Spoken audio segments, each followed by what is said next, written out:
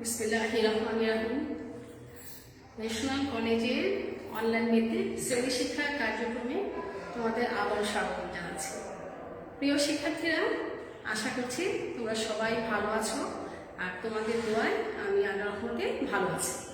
প্রিয় শিক্ষার্থীরা, আজকে লাইভ ক্লাসটি উচ্চ মাধ্যমিক জীববিজ্ঞান দ্বিতীয় পত্র দ্বিতীয় অধ্যায় হতে এবং প্রাণীর পরিচিতি অর্থাৎ অ্যানিম্যাল আইডেন্টিটি হতে আলোচনা করব। তো আজকের ক্লাসটি আসলে একাদশ শ্রেণী এবং দ্বাদশ শ্রেণী উভয়ের জন্যই আমি নিচ্ছি এবং তোমাদেরকে বলা ছিল যে সংক্ষিপ্ত সিলেবাস যেহেতু আমাদের হাতে চলে এসছে, তাই আমি যে ক্লাসগুলো নিচ্ছি সেটি এই সিলেবাসের অন্তর্ভুক্ত। তাই তোমাদের উভয়ের জন্য আমি বলেছি যে ক্লাসগুলোকে অবশ্যই গুরুত্ব দিয়ে করতে হবে। শিক্ষার্থীরা, আসলে জীববিজ্ঞান দ্বিতীয় পত্রের দ্বিতীয় অধ্যায় অ্যানিম্যাল আইডেন্টিটি অনেক দিন হয়ে গেছে। আজকে আমি হাইড্রা অধ্যায়টি হাইড্রা অংশটি শেষ করব। তোমাদের গত ক্লাসে আমি হাইড্রার যৌন অর্থাৎ সেক্সুয়াল রিপ্রোডাকশনটা আমি আলোচনা করেছিলাম। তো আজকে আমি এই অধ্যায়ে আরো সামান্য কিছু বাকি পাঠ আছে, আমি যে অংশটি নিয়ে আজকে আলোচনা করব।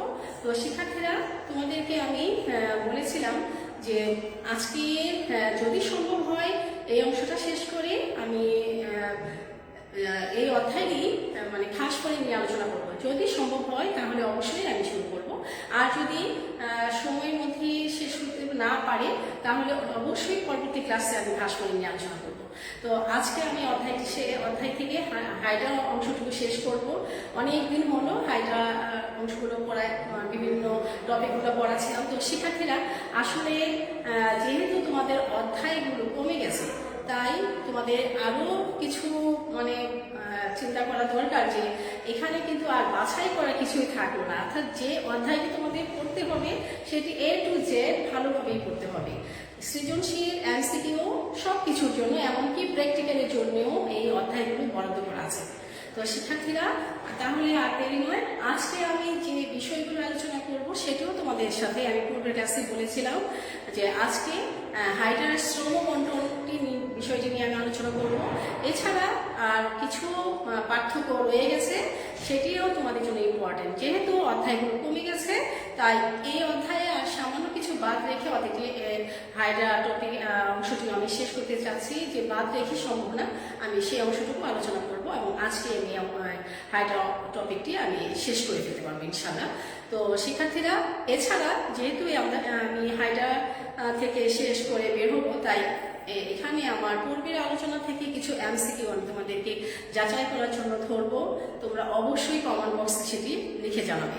তো শিক্ষার্থীরা, এতক্ষণ আমি যে কথাগুলো বললাম, কথাগুলো শোনা যাচ্ছে কিনা, আর আমি যে বোর্ডে যে লেখাটা লিখেছি সেটা দেখা যাচ্ছে কিনা, তোমরা অবশ্যই আমাকে কমেন্ট বক্সে জানাবে। আর ক্লাস যখন আমি নেব তখনও ক্লাসগুলো বুঝতে পারছো কিনা তোমরা কিছুক্ষণ পর পরই আমাকে জানাবে যে বোঝা যাচ্ছে কি যাচ্ছে না। ঠিক আছে শিক্ষার্থীরা? আর তোমরা তো অবশ্যই অবগত আছো যে নেটের অনেক ডিস্টার্ব থাকে, তার ভিতর দিয়েই তোমাদের জন্য আমরা ক্লাস নিয়ে যাচ্ছি। যদি এরকম প্রবলেম হয় আমি চেষ্টা করব সেটা সামাল দেওয়ার জন্য। তারপরেও যদি কিছু হয়ে যায় সেটা আমাদের মেনে নেওয়া ছাড়া আর কিছুই করা থাকবে না। তো শিক্ষার্থীরা, আমি বলছিলাম যে হাইড্রা এখনো শিক্ষার্থীরা, ওয়ালাইকুম সালাম, অল ক্লিয়ার, ঠিক আছে অনিমা, ক্লাস শেষ পর্যন্ত থেকে যাবে। তোমাদের সংক্ষিপ্ত সিলেবাসের অন্তর্ভুক্ত করে কিন্তু আমি ক্লাসটা নিচ্ছি। হ্যাঁ শিক্ষার্থীরা, আমি তোমাদেরকে বলেছিলাম যে হাইড্রার শ্রম বন্টন, হাইড্রার শ্রম বন্টনের ক্ষেত্রে আমি বলছি শ্রম বন্টনটা কি, হাইড্রার শ্রম বন্টন। তাহলে দেখো, আমি আজকে আলোচনা করছি কি হাইড্রার শ্রম বন্টন।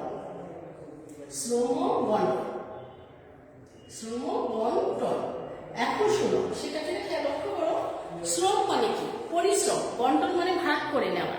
আচ্ছা, এখন যদি আমি বলি যে শ্রম বন্টনটা, এটা হাইড্রার ক্ষেত্রে শ্রম বন্টনটা কি আর আমাদের ক্ষেত্রে শ্রম বন্টন কি, যদিও আমি হাইড্রা অধ্যায়টি পড়ানোর সময় আমি বিভিন্ন সময় বিভিন্নভাবে উত্তরগুলা চলে আসছিল, কিন্তু আজকে হাইড্রা শ্রম বন্টন হিসাবে আমি আরো ডিটেলস করে ব্যাখ্যাটা করবো, তাই আমি তোমাদেরকে যে শ্রম বন্টনটা কি। শ্রম মানে কি? পরিশ্রম। বন্টন মানে হচ্ছে ভাগ করে নেওয়া। যেমন আমরা যদি আমাদের উদাহরণ দিয়ে বলি, আমাদের দেহের বিভিন্ন অঙ্গ প্রত্যঙ্গগুলো আছে, তাই না? আমাদের আছে কি মাথা আছে, মাথার মধ্যে একটা মগজ আছে যা আমাদের সম্পূর্ণ শরীরটাকে নিয়ন্ত্রণ করছে। আমাদের চিন্তা, তারপরে কাজকর্মের যে ধারাবাহিকতা, সব কিছু কিন্তু আমাদের মাথা থেকে বুদ্ধিগুলো আসছে। তারপর আমাদের দেহ সম্পূর্ণটাকে নিয়ন্ত্রণ করছে এই মাথার ভিতরে যে আমাদের মস্তিষ্ক আছে তা। এছাড়া আমাদের যে হাত দিয়ে আমরা হাতের যাবতীয় কাজগুলো করছি, পা আমাদের এই সমস্ত শরীরে বন্টন মানে ভার বহন করছে। চোখ দিয়ে আমরা দেখছি, হ্যাঁ, মুখ দিয়ে আমরা খাচ্ছি, জিহ্বা দিয়ে আমরা স্বাদ নিচ্ছি, এইভাবে করে কান দিয়ে আমরা শুনছি, অনেক অনেক কিছু আমাদের প্রতিটা অঙ্গ যে কাজগুলো করছে সবগুলোর মাধ্যমে কি আমরা আমাদের দেহটাকে নিয়ন্ত্রণ করছি। কোনো একটা অঙ্গ যদি কাজ করতে তার মানে অসমর্থন হয়, তখনই কিন্তু আমরা বুঝতে পারি যে সেই অঙ্গটা আমাদের জন্য কতটা ইম্পর্টেন্স ছিল। তো শিক্ষার্থীরা, সেরকম তোমরা লক্ষ্য করো, এখন আমি যদি বলি যে হাইড্রার ক্ষেত্রে শ্রম বন্টনটা কি, আমাদের ক্ষেত্রে যেরকম আমি বলেছি যে আমাদের ক্ষেত্রে শ্রম বন্টনটার কথা আমি বললাম কি, যে আমাদের ক্ষেত্রে শ্রম বন্টনটা হচ্ছে আমাদের ক্ষেত্রে বিভিন্ন অঙ্গ প্রত্যঙ্গ, কিন্তু হাইড্রার ক্ষেত্রে আমাদের মতোই তার বিভিন্ন অঙ্গ প্রত্যঙ্গ এক ধরনের শ্রম বন্টনের সাথে নিয়োজিত। আর হাইড্রা যে স্তর বিশিষ্ট প্রাণী, অর্থাৎ অ্যাক্টোডার্ম ও এটা কি ছিল, হ্যাঁ, অন্তঃতল ও বহিত। তাহলে শিক্ষার্থীরা, হ্যাঁ, গ্যাস্ট্রোডার্ম আর অ্যাক্টোডার্ম। অ্যাক্টোডার্ম হচ্ছে বহিত আর হচ্ছে অন্তত হচ্ছে কি গ্যাস্ট্রোডার্ম, অর্থাৎ তাদের বহিত এবং অন্ততকে আমরা পরবর্তীতে পরিণত অবস্থা তাদেরকে বলা হয় অ্যাক্টোডার্ম ও গ্যাস্ট্রোডার্ম। তো শিক্ষার্থীরা, আর তার মাঝখানে আছে কি মেসোপলিয়া। এখন আমি তোমাদেরকে কেন বলছি যে বহিত্বকের কোষ এবং অন্তত্বকের কোষ হাইড্রার ক্ষেত্রে শ্রমবন্টন দুই ধরনের, একটা হচ্ছে আঙ্গিক শ্রমবন্টন আর একটা হচ্ছে কোষীয় শ্রমবন্টন। তোমাদের পরীক্ষাতে যদি আসে যে হাইড্রার শ্রমবন্টন ব্যাখ্যা করো, তাহলে তোমরা শুধুমাত্র আঙ্গিক শ্রমবন্টন দিলে 50% নাম্বার পাবে, কিন্তু তোমাদেরকে বলতে হবে শ্রম বন্টনটা কি, তারপরে বলতে হবে হাইড্রার ক্ষেত্রে যে দু ধরনের শ্রম বন্টন আছে, একটা হচ্ছে আঙ্গিক শ্রম বন্টন। আঙ্গিক মানে হচ্ছে অঙ্গ, তার দেহে কি কি অঙ্গ আছে এবং সেই প্রতিটা অঙ্গ কি কি কাজ করছে, সেটা হচ্ছে আঙ্গিক শ্রম বন্টন। আরেকটা হচ্ছে কোষীয় শ্রম বন্টন। আমরা জানি হাইড্রার বহিত এবং অন্ততকে বিভিন্ন ধরনের কোষ আছে, সেই কোষের প্রতিটা কোষ কে কি কাজ করছে সেটা হচ্ছে কি ধরনের শ্রম বন্টন, সেটা হচ্ছে কোষীয় শ্রম বন্টন। এই দুই ধরনের শ্রম বন্টনগুলো যদি আমরা বর্ণনা করে বুঝিয়ে দিতে পারি তবে 4 মার্কস পাবো। তাহলে শিক্ষার্থীরা, এই ক্ষেত্রে আমি যদি তোমাদেরকে হাইড্রার আঙ্গিক এবং আঙ্গিক শ্রম বন্টনের ক্ষেত্রে তোমাদেরকে আমি আবারও আগের মতোই হাইড্রার ছবিটা আবারও অঙ্কন করছি। এখানে আমরা শ্রম বন্টনটাকে বোঝানো, তোমাদের পরীক্ষার মধ্যে এই শ্রম বন্টনের ক্ষেত্রে চিত্র আঁকাতে হবে না, কিন্তু তোমাদের ব্যাখ্যাটা মনে থাকার জন্য আমি এখন আবারও হাইড্রার শ্রম বন্টনের জন্য এই ছবিটা আঁকাচ্ছি। কিন্তু তোমাদের কিন্তু পরীক্ষার মধ্যে শ্রম বন্টনের ক্ষেত্রে এই অংশটা মানে হাইড্রার চিত্রটা অঙ্কন করা প্রয়োজন নেই, জাস্ট কাজগুলো লিখবে। তাহলে দেখো আমরা কি বলছিলাম, এখানে হাইপোস্টোম, এটা ছিল হাইপোস্টোম, এটা হাইপোস্টোম, আর এই অংশটা হচ্ছে মুখ ছিদ্র। মুখ ছিদ্র আমি এটা তোমাদের বুঝার জন্য জাস্ট আঁকাচ্ছি। এটা হচ্ছে দেহকাণ্ড, দেহকাণ্ড। আর এটা ছিল, এটা হচ্ছে কোর্শিকা, কোর্শিকা তোমরা সবাই জানো, বহুবার লিখেছি আমি। এটা হচ্ছে পাদ চাকতি, হ্যাঁ, পাদ চাকতি। আমি কেমন আঁকাচ্ছি মনে রাখার জন্য। আর হাইড্রার যে বহিত এবং অন্তঃকে বিভিন্ন কোষগুলো আছে সেটাও কিন্তু আমরা জানি। সেই কোষগুলো তোমাদের নিশ্চয়ই মনে আছে শিক্ষার্থীরা। হাইড্রার বহিত্বক এবং অন্তঃকে বিভিন্ন ধরনের কোষ আছে, সেই কোষগুলো একটু লক্ষ্য করো। আমি সংক্ষেপে আমরা একটু আঁকাচ্ছি, তোমরা লক্ষ্য করো এই কোষগুলো কিরকম ছিল। তোমাদের কিন্তু আমি অনেকেরই উপস্থিতি এখন কমে যেতে দেখছি, তো যে যাই কোনো শিক্ষার্থীরা এরকম ভুলটা করো না যে ভুলের ফল তোমাদেরকে ভোগ করতে হবে পরবর্তীতে। তো শিক্ষার্থীরা, হাইড্রা ছিল প্রাথমিক কোষ, তারপরে ছিল কি, হ্যাঁ, এখানে যে আমরা বিভিন্ন ধরনের হাইড্রা কোষগুলো দেখেছিলাম আমি, এখন আর আগের মতো করে এখন আঁকাবো না, এটা তো আমার আঁকাতে হবে না পরীক্ষাতে, জাস্ট আমাকে এখানে আমাদের বুঝাই দিতে হবে কোনটা কি কোষ সেজন্য। তো আমি এখানে ঘনপদীয় কোষটাকে বোঝানোর জন্য এভাবে আঁকাচ্ছি, তারপর ফ্লাজেলীয় কোষটা বোঝানোর জন্য আমি এভাবে আঁকাচ্ছি। তারপর হচ্ছে শিক্ষার্থীরা এখানে ছিল যে ফ্লাজেলীয় কোষ, খণ্ডীয় কোষ, তারপর হচ্ছে গ্রন্থি কোষ ছিল, আমরা খুব বেশি সময় নেব না, এখানে আমি সময় নিচ্ছি না, তবে তোমরা দেখে রাখো। এটা হচ্ছে ফ্ল্যাজেলীয় কোষ, এটা হচ্ছে ফলকীয় কোষ, এইভাবে আমরা দেখেছিলাম। তারপরে আমরা অভিতকীয় কিছু এভাবে কিছু কোষ দেখেছিলাম। হ্যাঁ, এখানে আমরা নিউরোসাইট কোষ দেখেছিলাম। আমি এগুলো আঁকানোর প্রয়োজন নেই, কিন্তু আমি তোমাদের সুবিধার জন্য আঁকাচ্ছি। আমি বারবারই একই কথা বলছি, সুবিধার জন্য আঁকাচ্ছি। তো শিক্ষার্থীরা এইভাবে যে বিভিন্ন ধরনের যে কোষগুলো ছিল হাইডার, হ্যাঁ হাইডার যে বিভিন্ন ধরনের কোষগুলো ছিল তোমাদের মনে আছে, ইন্টারস্টিশিয়াল কোষ ছিল, তারপর নিউরোসাইট কোষ ছিল, এই যে বিভিন্ন ধরনের যে কোষগুলো ছিল। এখন আমি তোমাকে দেখাচ্ছি যে দেখো এখানে যে ফ্ল্যাজেলা আছে, তাই কোনটা কি আমি প্রথমে আঙ্গিক এখানে আমি তোমাদের প্রথমেই আমি আঙ্গিক শ্রমবন্টনটা নিয়ে দেখা করছি। তাহলে দেখো আঙ্গিক শ্রমবন্টন, প্রথমে আমরা কি করব যে আঙ্গিক শ্রমবন্টন, এখানে আমরা শ্রমবন্টন এর কি কাজ করছে সেটা হচ্ছে আঙ্গিক শ্রমবন্টন। তো শিক্ষার্থীরা তোমরা লক্ষ্য করো আঙ্গিক শ্রমবন্টনের ক্ষেত্রে আমরা কি কি পাচ্ছি, তোমরা অবশ্যই গুরুত্ব দিবে, কারণ আঙ্গিক শ্রমবন্টনটা পরীক্ষাতে অনেক আসে। তাহলে লক্ষ্য করো শিক্ষার্থীরা আঙ্গিক শ্রমবন্টনটা কি। শিক্ষার্থীরা লক্ষ্য করো, একটা হচ্ছে কোষীয় শ্রমবন্টন আর একটা হচ্ছে আঙ্গিক শ্রমবন্টন। তাহলে দেখো মুখছিদ্র, এখানে আমরা কি দেখতে পাচ্ছি মুখছিদ্র, এই মুখছিদ্র, তাহলে মুখছিদ্রটা হাইডার ক্ষেত্রে কি কাজ করছে, তাহলে আঙ্গিক শ্রমবন্টনের ক্ষেত্রে আমরা মুখছিদ্রটা লিখতে পারি।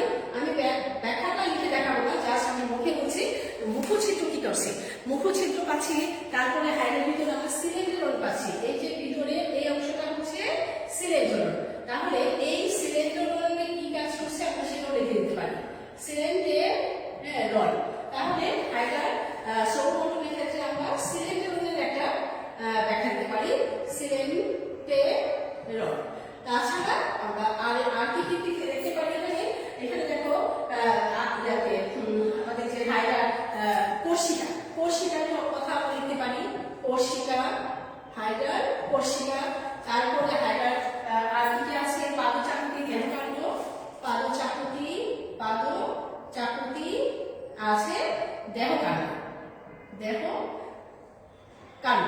তাহলে দেখো শিক্ষার্থীরা তোমরা ছবিতে দেখো এখানে যে মুখছিদ্র, হাইডার মুখছিদ্রটা কি কাজ করছে, হাইডার যে বিভিন্ন ধরনের প্রাণীজ খাবার অর্থাৎ জু প্লাঙ্কটনগুলো যে খায়, সেই খাবারগুলোকে মুখের ভিতরে প্রবেশ করানোর জন্য মুখছিদ্রটা এখানে গুরুত্বপূর্ণ ভূমিকা পালন করছে।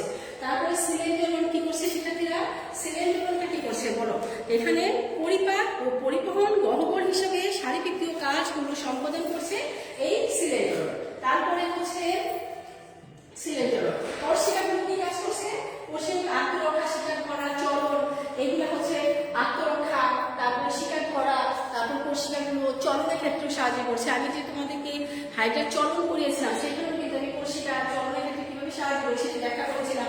তারপরে পাদচাকুতিটা কি করছে, এখানে কোন বস্তুর সাথে আটকে রেখে চলনের সহায়তা করছে। পাদচাকুতির নিচে যে আধার রস থাকে সেই পাদচাকুতির মাধ্যমে হাইডার কোনো একটি জলজ বস্তুর সাথে দেহকে আটকে রেখে সে বিভিন্নভাবে চলনের ক্ষেত্রেও এই পাদচাকুতি সাহায্য করছে। তারপরে দেখো দেহকাণ্ড, দেহকাণ্ডটা হচ্ছে তার সমস্ত অংশ, দেহটাই হচ্ছে তার দেহকাণ্ড। এই দেহকাণ্ডের মধ্যে আমরা দেখতে পারি যে এখানে মুখরোধ তৈরি হয়, পুকুরি শিশু হাইডার কখন এখানে তৈরি হচ্ছে। তারপরে এই দেহকাণ্ডের মধ্যে হচ্ছে জলপুষ্পলা উৎপন্ন হচ্ছে। তাহলে জলরঙ্গ এবং মুকুল ধারণ করানো হচ্ছে দেহকাণ্ডের কাজ, জলকোষ এবং মুকুল। আমরা দেখতে পাচ্ছি যে এখানে জলকোষ মুকুল, এই কোষগুলা এখানে তৈরি হয়। আবার মুকুল দেখতে পাচ্ছি অর্থাৎ পুরি, অর্থাৎ হাইডার, শিশু হাইডার যেটা বলি আমরা, এই শিশু হাইডারটা আমরা দেখতে পাচ্ছি যে তার দেহকাণ্ডটাই গ্রহণ করছে। এইভাবে হাইডার শ্রমবন্টনটা আঙ্গিক শ্রমবন্টন হিসেবে কাজ করছে। শিক্ষার্থীরা এখন যদি আমি বলি কোষীয় শ্রমবন্টন, তার মানে তোমাদের তো অবশ্যই মনে আছে হাইডার কি কি কোষগুলো ছিল। হাইডার কি কি কোষ ছিল, একটা হচ্ছে ইন্টারস্টিশিয়াল কোষ, বহিঃকোষী ত্বকের মধ্যে জনন কোষ, ইন্টারস্টিশিয়াল কোষ, তারপরে হচ্ছে নিউরোসাইট কোষ, গ্রন্থি কোষ, এইভাবে। তারপরে অন্তত্বকের মধ্যে ছিল ক্ষণকদীয় কোষ, ফ্ল্যাজেলীয় কোষ, তারপরে স্নায়ু কোষ। এই কোষগুলো হাইডার ক্ষেত্রে কি কি ভূমিকা রাখছে সেটি আমরা এখন আরেকবার দেখে নিব। তো শিক্ষার্থীরা সাউন্ড ক্লিয়ার না, আচ্ছা সাউন্ডটা ক্লিয়ার না, এখন শোনা যাচ্ছে? শিক্ষার্থীরা এখন শোনা যাচ্ছে সাউন্ড?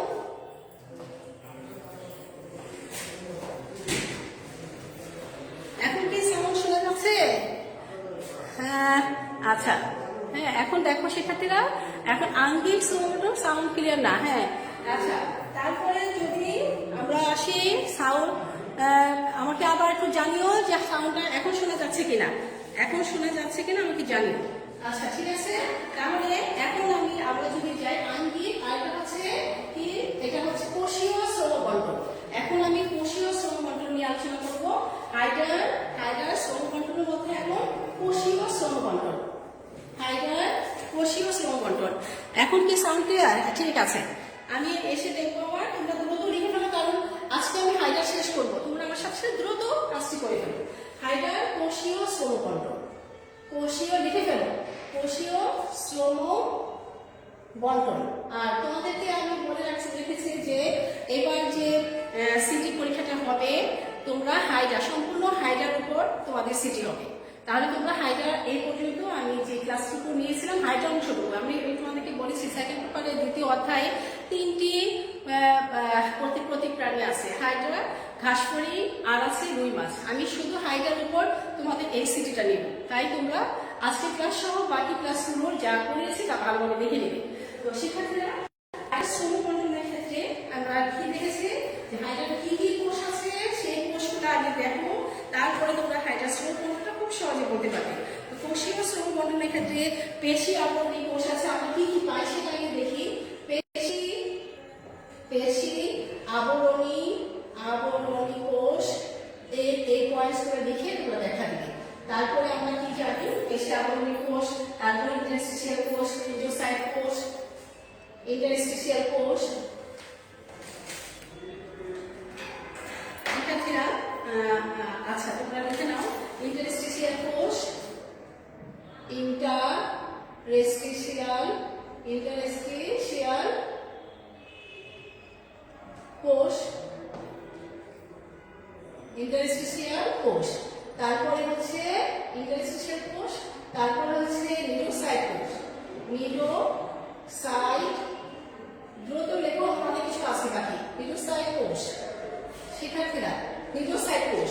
তারপর পেশি আবরণী মেজোসাইট কোষ, তারপর হচ্ছে সংবেদী কোষ, স্নায়ু কোষ, সংবেদী কোষ,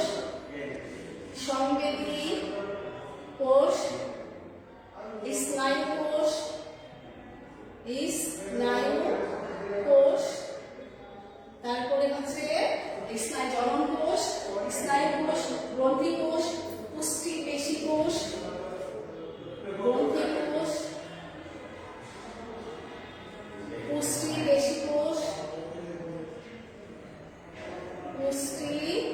পেশি কোষ, তারপরে আছে জনন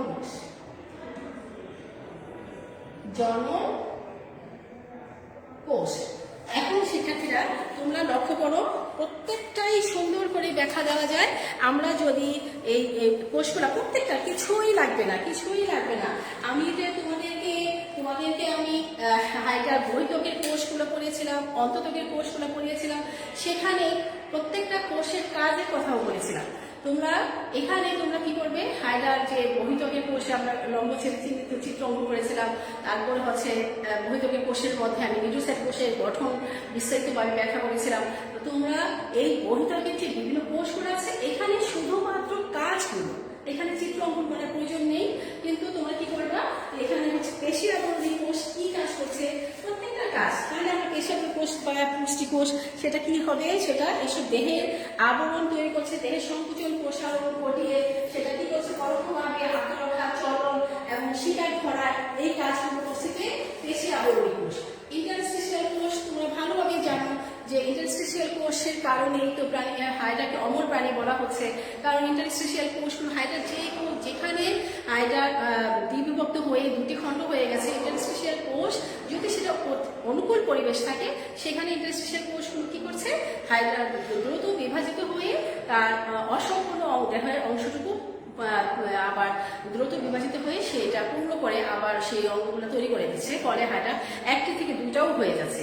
তাছাড়া ইন্টারস্টিশিয়াল কোষগুলো যে যখন প্রতিকূল পরিবেশ থাকে, তখন অনুকূল পরিবেশ থাকে, পর্যাপ্ত খাদ্য যোগান থাকে, তখন দ্রুত বহিত ইন্টারস্টিশিয়াল কোষগুলো বিভাজিত হয়ে শিশু হাড়টা তৈরি করছে। তাছাড়া শিক্ষার্থীরা দেখো, ইন্টারস্টিশিয়াল কোষগুলো তো আমাদের নিউরোসাইট কোষ, আমরা সবাই জানি। নিউরোসাইট কোষ কি করছে? আত্মরক্ষা, শিকার ধরা, চলনের ক্ষেত্রে আত্মরক্ষা, তারপর শিকার ধরা, তারপর চলনের ক্ষেত্রে এই নিউরোসাইট কোষের ভূমিকা আছে। এইটুকু করে বলেই হবে। সংবেদী কোষ তো তোমরা ভালো করে জানো। সংবেদী কোষের কি কাজ? সংবেদী কোষগুলো হচ্ছে পরিবেশ থেকে বিভিন্ন ধরনের উদ্দীপনাগুলো গ্রহণ করে সংবেদনগুলো হাইটা দেহে মানে উদ্দীপনা গ্রহণের ক্ষেত্রে সাহায্য করছে। তাছাড়া স্নায়ু কোষের কাজ তো আমরা সবাই জানি। স্নায়ু কোষের কাজ আমরা কি জানি যে স্নায়ু কোষগুলো কি করছে? সংবেদী কোষ যে বিভিন্ন ধরনের উদ্দীপনাগুলো যে সংবেদী কোষটা যে গ্রহণ করছে, সেই সমৃদ্ধ উদ্দীপনাগুলো এই স্নায়ু কোষের মাধ্যমে সেটা কিন্তু প্রতিবেদন সৃষ্টি করছে স্নায়ু কোষ, এবং সকল কোষের কাজের মধ্যে একটি সমন্বয় সাধন করছে এই স্নায়ু কোষ। এরপরে আসে আমরা গ্রন্থি কোষের কথা। শিক্ষার্থীরা, গ্রন্থি কোষটা কি তোমাদের মনে আছে?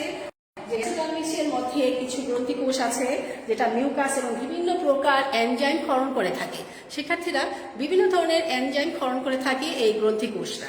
তো আমরা জানি যে পরিপাকের ক্ষেত্রে কিন্তু সেটি কি করে বিভিন্ন প্রকার এনজাইমগুলো গ্যাস্ট্রোডার্মিসের মধ্যে যে গ্রন্থি কোষ আছে সেই গ্রন্থি কোষের থেকে নিঃসৃত হয় কি বিভিন্ন ধরনের মিউকাস, বিভিন্ন ধরনের এনজাইম।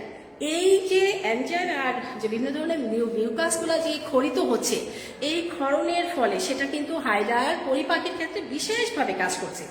এছাড়াও কিছু গ্রন্থি কোষ আছে হাইডার, এই পাদচাপতে এখানেও কিছু গ্রন্থি কোষ আছে যেটা এখান থেকে কিছু গ্রন্থি নিঃসরণ করে।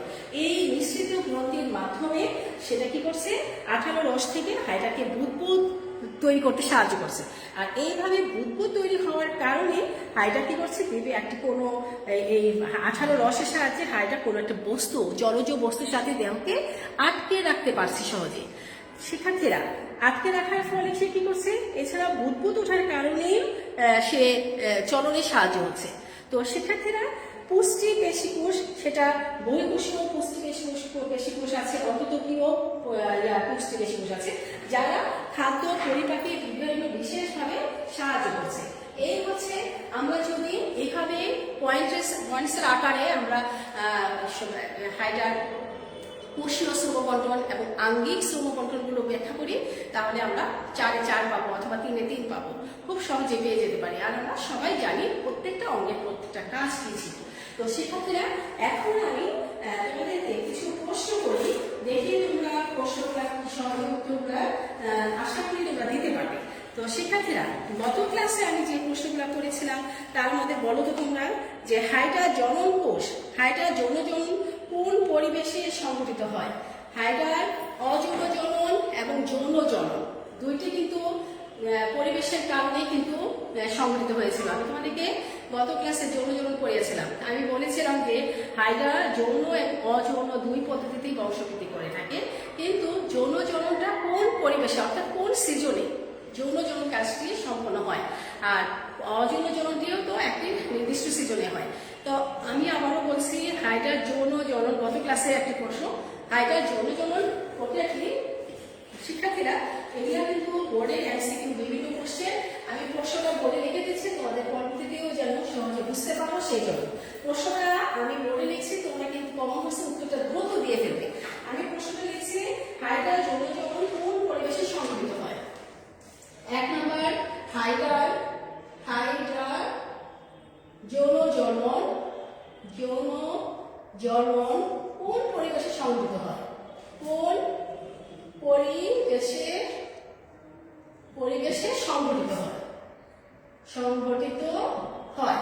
তোমরা অবশ্যই উত্তরটি দিয়ে দিবে কমেন্ট বক্সে।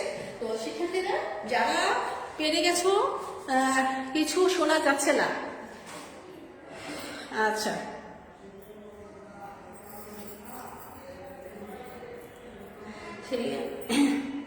শিক্ষার্থীরা তোমরা লক্ষ্য করো, হ্যাঁ এখন শোনা যাচ্ছে? কিছু সাউন্ড ক্লিয়ার না? আচ্ছা, এখন কি শোনা যাচ্ছে? হাইড্রার, হ্যাঁ, প্রশ্নটা হচ্ছে হাইড্রার যৌন জনন কোন পরিবেশে? সাউন্ড ক্লিয়ার না? এখন একটু বলো তো সাউন্ড ক্লিয়ার আছে কিনা? নেটের সমস্যার জন্য এরকম হচ্ছে কয়দিন যাবত। ইন কি অ্যাটম সিজন, হ্যাঁ, মোহাম্মদ তানজিলা, তোমার উত্তর সঠিক। হ্যাঁ, এখনো কি সাউন্ড ক্লিয়ার কিনা তোমরা আমাকে জানো তো, সাউন্ড ক্লিয়ার কিনা? আর এটা যদি অপেক্ষা করলে কিন্তু আমার ক্লাসটা শেষ করতে দেরি হয়ে যাবে। আমি প্রশ্নগুলো লিখে যাচ্ছি, তোমরা আমাকে জানাও। হ্যাঁ, এখন ক্লিয়ার আছে শিক্ষার্থীরা? হ্যাঁ, শরৎকালে, হ্যাঁ শীত শরৎকালে। তো শিক্ষার্থীরা, হ্যাঁ, ইয়া মোসাম্মদ তানজিলা, তোমার উত্তর সঠিক। আমি আবার দেখে নিই বাকিরা উত্তর কিভাবে দিচ্ছ। কোন পর্বে অযৌন এবং যৌন উভয় ধরনের, কোন পর্বের প্রাণীতে, কোন পর্বে অযৌন জনন দুভাবেই প্রজনন সম্পন্ন করে? শিক্ষার্থীরা, কোন পর্বে, কোন পর্বের কোন প্রাণীটি দুটি পদ্ধতিতে যৌন জনন সম্পন্ন করে? এটা একদম নর্মাল একটি প্রশ্ন। কোন পর্বের এবং কোন প্রাণী উভয় পদ্ধতিতে যৌন এবং অযৌন অযৌন পদ্ধতিতে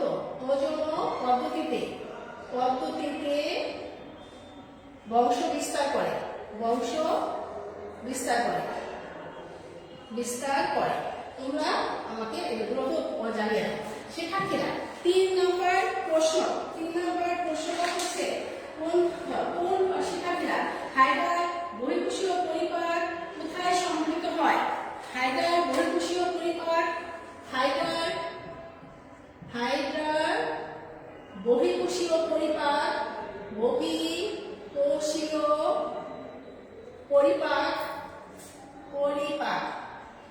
কোথায় সংঘটিত হয়?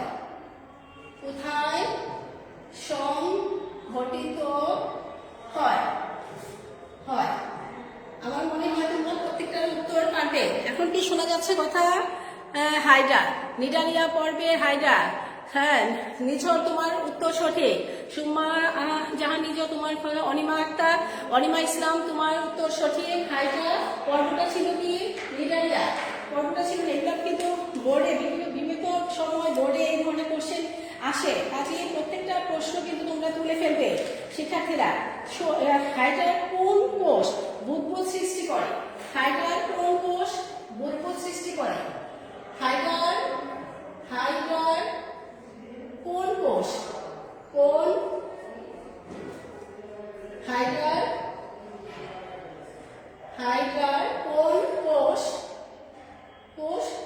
সৃষ্টি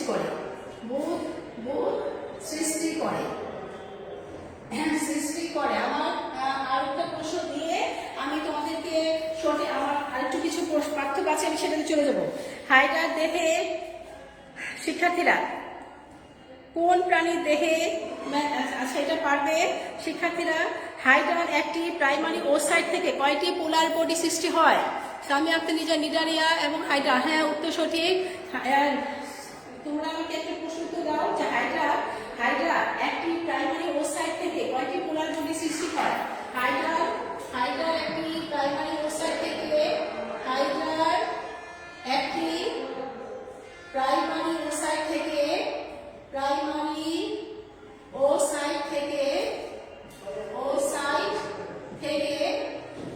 কয়টি পোলার বডি তৈরি হয়? পোলার বডি তৈরি হয়। উত্তরটা সঠিক করে তাড়াতাড়ি করে দিতে পারো শিক্ষার্থীরা। তোমরা দ্রুত দিয়ে দাও। হাইড্রার, হ্যাঁ, কোন কোষ থেকে নিডারিয়া পর্বে হাইড্রা? শিক্ষার্থীরা এখন প্রশ্ন উত্তরগুলো যদি দিতে পারো দ্রুত দিয়ে দাও। আমি কিন্তু পরবর্তী একটি গুরুত্বপূর্ণ পাঠ্যক্রম আছে, আমি সেই পাঠ্যক্রমটা দিয়ে আসি, ক্লাস শেষ করবো। শিক্ষার্থীরা আমি আনসারটা লিখে দিচ্ছি, প্রত্যেকটা আনসার। হাইড্রার যৌন জনন কোন পরিবেশে সংঘটিত হয়? তোমরা কি লিখেছিলে? হাইড্রার, অনেকেই উত্তর সঠিক লিখে ফেলেছো।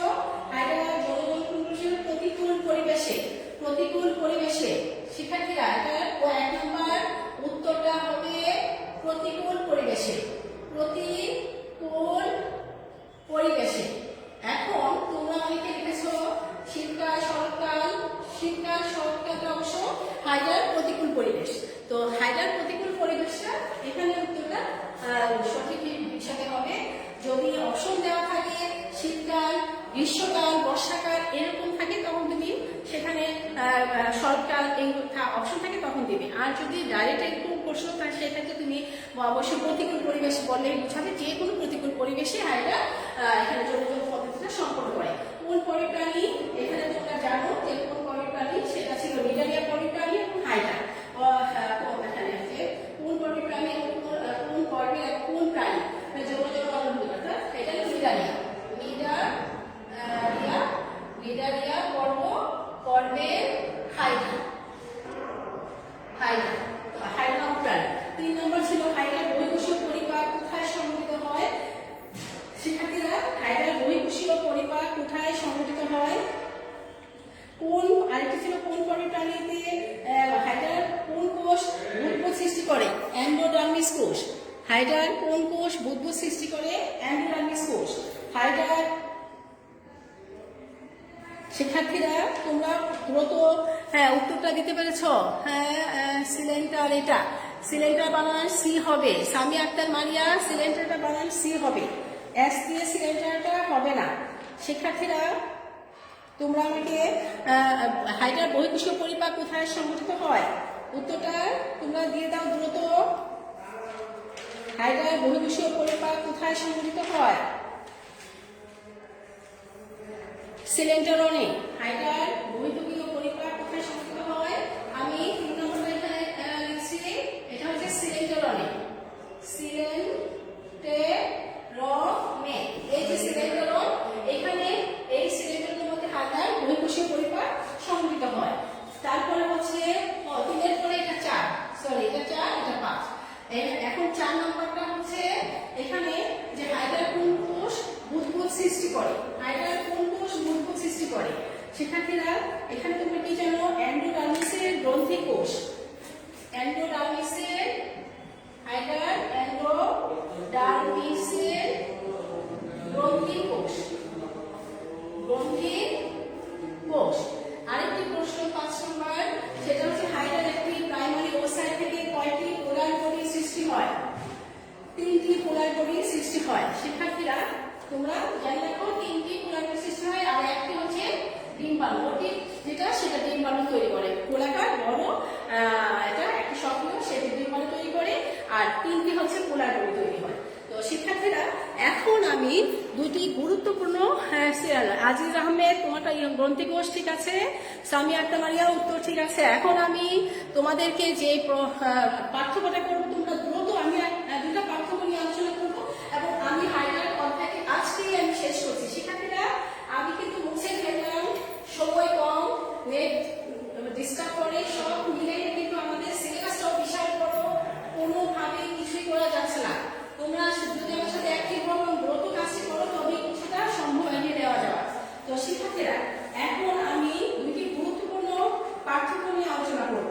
শিক্ষার্থীরা পার্থক্য 2টি খুবই গুরুত্বপূর্ণ, তাই তোমরা অবশ্যই আলোচনা করবে। একটা হচ্ছে হাইড্রার বহিত্বকের কোষ অর্থাৎ এপিডার্মিস কোষ, আর একটা হচ্ছে অন্তত্বকের কোষ। এই 2টা কোষের মধ্যে পার্থক্য। তাহলে আমি এখন থেকে তোমরা লিখে দাও হাইড্রার এপিডার্মিস ও গ্যাস্ট্রোডার্মিসের মধ্যে পার্থক্য। হাইড্রার এপিডার্মিস ও গ্যাস্ট্রোডার্মিসের মধ্যে পার্থক্য। শিক্ষার্থীরা দ্রুত সম্ভব, একটু সময় কম। হাইড্রার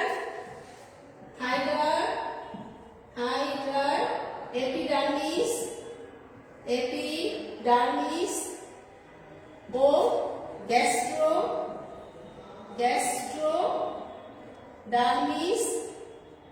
কোষের মধ্যে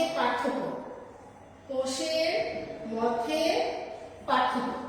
শিক্ষার্থীরা আমি পার্থক্যটা খুব একটা লিখব না, তবে পার্থক্যের আলোচ্য বিষয়টা আমি লিখে দেব এবং সেটা তোমাদের বুঝিয়ে দেওয়ার চেষ্টা করব।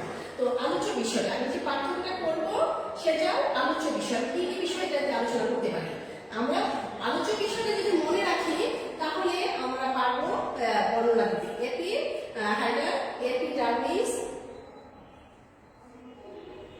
হাইড্রার এপিডার্মিস আর গ্যাস্ট্রোডার্মিস। আচ্ছা আলো লিখতে পারো, সমস্যা নাই। তোমরা যদি কোনো কাজটা ডিস্টার্ব করছে সেটা দ্রুত লিখে ফেলো। এপিডার্মিস, এপিডার্মিস, আর এই পাশে আমি লিখছি গ্যাস্ট্রোডার্মিস, গ্যাস্ট্রোডার্মিস। এখন দেখো গ্যাস্ট্রোডার্মিস, এখন দেখো আলোচনা বিষয়ে আমরা কি কি আলোচনা করতে পারি। একটা বিষয় হচ্ছে উৎপত্তি ও অবস্থান। উৎপত্তি ও অবস্থান। তাহলে শিক্ষার্থীরা লক্ষ্য করো এপিডার্মিসের ক্ষেত্রে এখন দেখো এপিডার্মিসের ক্ষেত্রে কি আসে, এটি অ্যাক্টোডার্ম থেকে উৎপন্ন হয়, ভ্রূণীয় অ্যাক্টোডার্ম থেকে উৎপন্ন হয়ে দেহের বাইরের দিকে অবস্থিত। আর গ্যাস্ট্রোডার্মিসের ক্ষেত্রে এন্ডোডার্ম থেকে উৎপন্ন হয় এবং দেহের ভিতরের দিকে অর্থাৎ সিলেন্ট্রনের দিকে এটি অবস্থান করে। পুষ্টিকোষ মধ্যে আমরা একটা পার্থক্য পেতে পারি।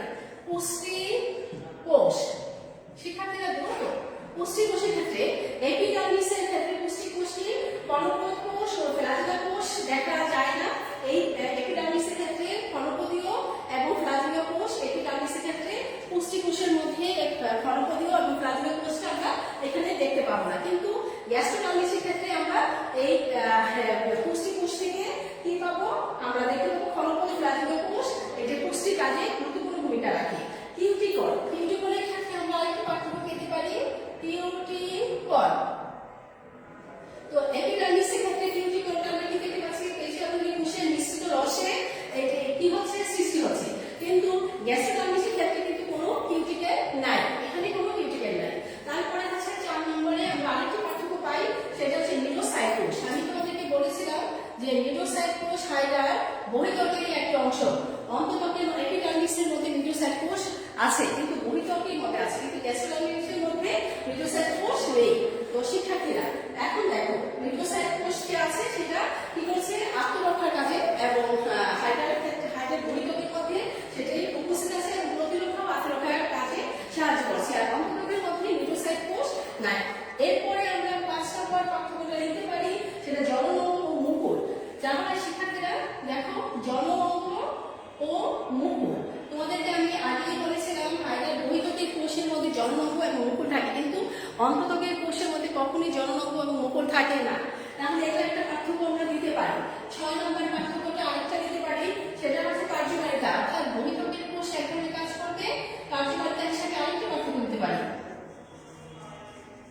অন্তত্বক এবং বহির্ত্বক, এপিডার্মিস হচ্ছে বহির্ত্বক কি কাজ করছে, দেহকে বাইরে থেকে শিক্ষার্থীরা ওভাম, আচ্ছা হ্যাঁ বডি, পোলার বডি 3টি এবং ওভাম 1টি। হ্যাঁ ঠিক আছে, তোমার উত্তর সঠিক, সুন্দর উত্তর দিয়েছো তানজিলার উত্তর সঠিক। আচ্ছা আবার স্ট্রিম হয়ে গেছে। শিক্ষার্থীরা তোমরা কার্যকারিতা দেখো, দেহের বাইরের আঘাত থেকে দেহটাকে রক্ষা করে এবং পরিবেশ থেকে উদ্দীপনা গ্রহণ করে কে, এই এপিডার্মিস কোষ। অন্যদিকে গ্যাস্ট্রোডার্মিস কিন্তু শুধুমাত্র পুষ্টি কাজে নিয়োজিত। শিক্ষার্থীরা এবার আমি হাইডার সিলুম এবং সিলেন্ড্রনের মধ্যে পার্থক্য করব। সিলুম এটাই আমার শেষ। সিলুম আমি বুঝে দিচ্ছি, হাইডার সিলুম ও সিলেন্ড্রন,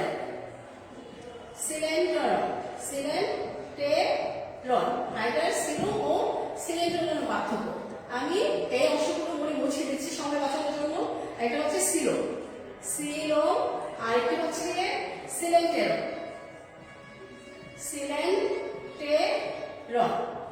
এখন তোমরা সেটাকে আলোচ্য বিষয়গুলো সিলুম ও সিলেন্ড্রনের ক্ষেত্রে আমরা আলোচ্য বিষয়গুলো কি কি পেতে পারি সেইটা দিয়ে আমার আজকের ক্লাসটি শেষ। তাহলে দেখো শিক্ষার্থীরা, সিলুমের মধ্যে আমরা দেখতে পারি কি, সিলুমটা কি অর্থাৎ সংজ্ঞাটা আমরা দেখতে পারি। হ্যাঁ এখানে একটা সংজ্ঞার একটা আলোচনা বিষয় দিতে পারি। সংজ্ঞা, সিলুমের সংজ্ঞা কি আর সিলেন্ড্রনের সংজ্ঞা কি, অর্থাৎ সিলুম কি। সিলুমটা হচ্ছে 30 স্তর বিশিষ্ট প্রাণী, যে আমরা যে 30 স্তর বিশিষ্ট, আমাদের 30 স্তরে লেখা ঘোলা, আচ্ছা হ্যাঁ লেখা ঘোলা ছিল, এখন ক্লিয়ার হবে, এখন ঘোলা না, তোমরা লক্ষ্য করো এখন ঘোলা হবে না, এখন ক্লিয়ার হয়ে গেছে। তো তো এই হচ্ছে সংজ্ঞা দিয়ে আমরা সিলোমে বলতে পারি যে ত্রিস্তর বিশিষ্ট প্রাণী, যেমন মানুষ, আমরা ত্রিস্তর বিশিষ্ট প্রাণী, সেরকম ত্রিস্তর যারা আছে তাদের মেসোডার্মাল পেরিটোনিয়ামে আবৃত যে কোনো ফাঁকা গহ্বরটাকে বলা হচ্ছে সিলোম। কিন্তু যারা সিলেন্টেরন অর্থাৎ হাইড্রার ক্ষেত্রে আমরা কি দেখি, দ্বিস্তরী প্রাণীদের অভ্যন্তরীণ প্রশস্ত গহ্বরটাকে বলা হচ্ছে সিলেন্টেরন। তাহলে এটা হচ্ছে হাইড্রালিক সিলেন্টেরন, কিন্তু আমাদের ত্রিস্তর বিশিষ্ট প্রাণীদের ক্ষেত্রে সিলেন্টেরন থাকে না, সিলোম থাকে। আর সিলোমটা কি সেটা আমি তোমাদেরকে এখনই বললাম যে আমাদের যারা ত্রিস্তর বিশিষ্ট প্রাণী তাদের আমাদের দেহের অভ্যন্তরে মেসোডার্মাল পেরিটোনিয়ামে আবৃত যে কোনো ফাঁকা এক ধরনের গহ্বর আছে, সেই গহ্বরটাকে বলা হচ্ছে সিলোম।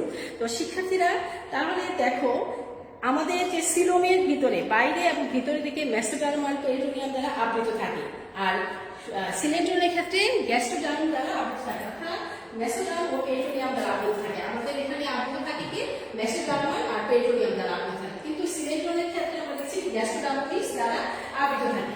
তাহলে দেখো, সিলোমিক তরল দ্বারা পূর্ণ থাকে, আর হচ্ছে সিলোমিক তরল দ্বারা হচ্ছে এই সিলোমটা পূর্ণ থাকে। 3 নম্বর হচ্ছে সিলোমিক তরল দ্বারা এই সিলোমটা আমাদের যে সিলোমটা আছে সেটা সিলোমিক তরল দ্বারা পূর্ণ থাকে।